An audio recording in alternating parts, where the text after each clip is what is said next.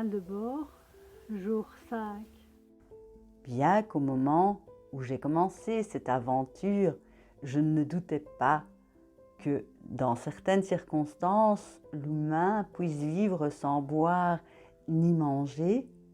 Ce qui me réjouissait dans l'expérimentation du processus pranique, c'était de faire une préparation qui me permettait de prendre conscience de l'augmentation de ma capacité d'absorption pranique.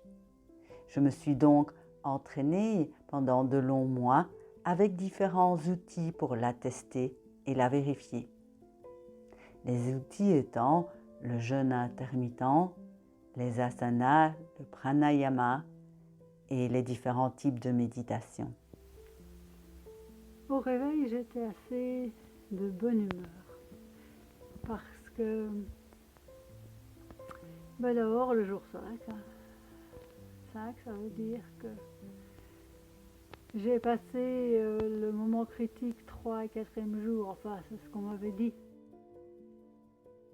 Et donc là, je me suis couchée dans mon lit et j'ai ouvert la fenêtre hier soir.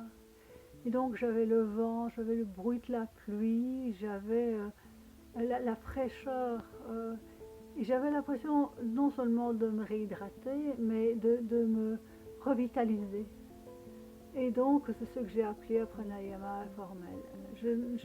Forcément, je mettais d'office mon attention sur le bout de mon nez, sur mes narines, et puis sur l'effet que ça faisait. Donc on peut considérer que c'est un pranayama parce qu'il y avait la conscience. Je suis restée comme ça pendant des heures. Et alors bizarrement, je me suis aperçue que la pluie, ça m'hydratait. Donc ça me donnait la sensation de boire, mais par la peau ou par mes poumons. Oui, c'est ça, boire par mes poumons. Donc c'était assez amusant.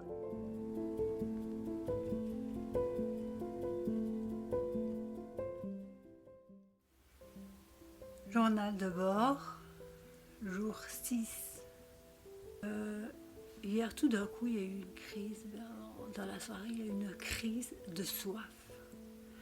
Moi qui croyais que depuis le premier jour, j'avais soif, en fait, j'ai pas soif du tout comparativement à cette crise. Je vais même dire que j'ai pas soif. Voilà, je n'ai pas l'impression d'être combien est-ce qu'on est 6e jour sans boire. Si je n'avais pas cet état de faiblesse, je n'aurais même pas l'impression je ne penserais même pas que je ne bois pas. Et là, mais une crise, mais alors quelque chose, comme j'ai déjà vu dans les films, quelqu'un qui est dans le désert, qui a des illusions, qui voit, j'ai soif, il faut absolument que je me lève et que j'aille boire. Enfin, une obsession qui m'est venue, mais tellement forte que je n'étais même pas sûre que j'allais pas me lever et aller prendre un verre d'eau. De toute façon, ça tombe bien, j'en avais pas. Je sais pas, j'étais tellement dedans que je sais même pas mettre de mots ici. Et que finalement, ça m'a tellement impressionnée que je me suis dit, évidemment, est-ce que c'est un réflexe de ton corps qui te dit que c'est ça où tu vas mourir? Est-ce que c'est je veux dire, tu dois l'écouter comme étant une sagesse du corps, ou alors c'est juste une mémoire qui ne fait que passer? Impossible à dire. C'était violent, voilà, c'est ça. C'est un vécu violent et déchirant. Et donc je me suis dit, allez, franchement, Patricia, tu t'étais mis 7 jours, t'es à la fin du 5e, et c'est ma fierté qui... Peut-être que ça a du bon, la fierté finalement. C'est ma fierté qui m'a fait dire, ah non, je ne veux pas faire ça.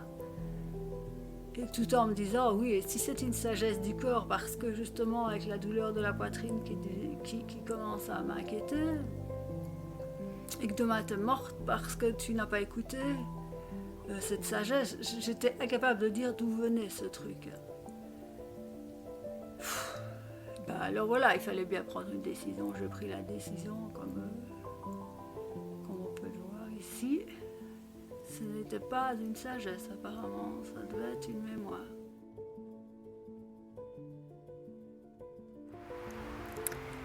Et voilà, donc les heures approchent.